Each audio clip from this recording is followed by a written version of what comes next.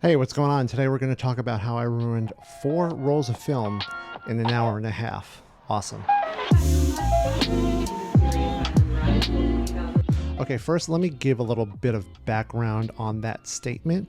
So recently I got 2 brand new cameras. Well, not just brand new cameras, 2 dream cameras I've wanted for so absolute long. Like since I started shooting film photography, these have been the 2 like Mac Daddy daddy cameras that I've always wanted, and that is the Leica M6 and the Mamiya 7, 2 of the best film cameras out there that I've wanted ever since I started watching videos about film photography from people like Willem Verbeek, Grainy Days, and Chris Chu, people like that. I've wanted an M6 to go out on the street and shoot photography and just be quick and mobile and really shoot 35mm film with, and then the Mamiya 7 for more landscapes and portraits. So I recently picked those 2 up and I was so excited to get out and take photos with them. So I took these 2 beautiful babies with me to meet my friend Dino in Thompson Square Park to help him first record an audition for something that he was working on, and then secondly, since he was there and he's a fun, good-looking guy, I figured we'd use that time to take photos with the Leica and with the Mamiya 7 in Thompson Square Park and in Soho. So flash cut to us taking longer than expected, and we actually went and met up with my other 2 good friends, Mario and Patrick, in Hudson Yards to do just kind of like a walk around Hudson Yards, walk around Herald Square, taking photos and everything like that. And here you can see me actually loading the film and actually taking the photos of Dino, so you know that I'm not just making this up or crazy that, you know, maybe the camera wasn't working or maybe I didn't actually take photos with film in it.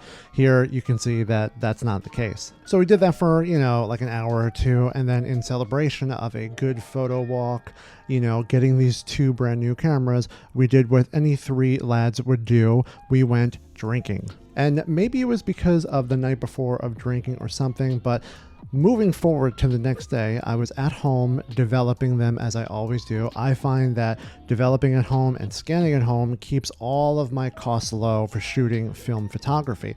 I don't have to pay a lab to do it, and I can do it at home, control it, and even get it done quicker and have a quicker turnaround time. And usually I do a good job. Usually I have my photos come out just perfect, and they always work. Except for this time. You can actually see the moment of shock, awe, disgust, and sadness in my face when you see me pull the roll out from the Patterson tank, and it is just, well, here are some of the actual best photos I got from those rolls. Do you see what I mean here? They didn't develop at all. They were completely blank, which led me to go down a dark, crazy hole that kept me up until midnight using different film stocks, trying black and white film, developing black and white film, trying in different cameras, trying in that camera, and I just sat there until midnight. And we finally came to a determination that what had actually happened was there was nothing wrong with the cameras. There was nothing wrong with me. I mean, there's a lot of things wrong with me, but not this time. And what had happened was the chemicals died. That's basically my fault. It's kind of like a noob thing. When you use color chemistry at home, you can't reuse it forever. You can shoot about 28 to maybe 30 rolls, and then you have to change the chemicals or they stop working. They either don't produce as well results or they just don't produce results at all. And that's what happened with me this time, and I was very disappointed. But then also the next day, after I shot a test roll and used brand new chemicals, I realized that it was the chemicals. So there was a big relief there, because I was afraid that maybe there was something wrong with the Mamiya or something wrong with the Leica M6, but thankfully it was just the chemistry. So what did I learn here? What did we learn here? Well, basically, when you start using new color chemistry, you need to keep a note of how many rolls you've shot, how many rolls you've developed in it, so that you know when you're hitting around 26, 27, it's probably time to change your chemistry out. Also, I've learned that, you know, I have to slow down the process too, because other rolls I've developed have come out poor, and that's because the temperature was too hot or I didn't leave it in for long enough. Developing at home is like doing chemistry at school. It's like you have to follow these steps exactly, or you're going to get poor results or unfavorable results.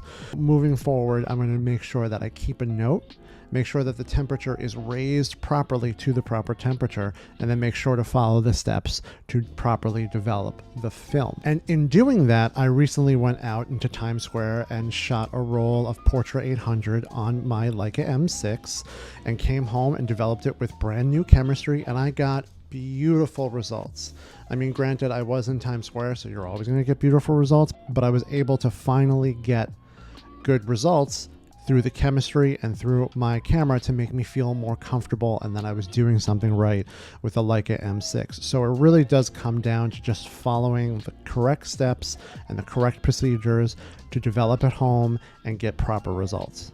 But that's really about it. I messed up a little, but now things are better. I feel more comfortable with using these cameras. I have a wedding coming up this weekend that I'm actually going to be using a little bit of film at, the Mamiya 7, the Leica M6, but the Leica M6 is going to be my main going out street photography, travel photography. So look forward to the future of many more rolls. And all I could say is learn from this New Yorker who's been shooting film for a few years now and finally figured out that you have to follow the steps properly, that when you're developing at home, follow the steps properly. And if you do that, you won't end up like me, shocked in his kitchen at 11 o'clock at night in a t-shirt with no developed photos, not knowing what happened or what you did wrong.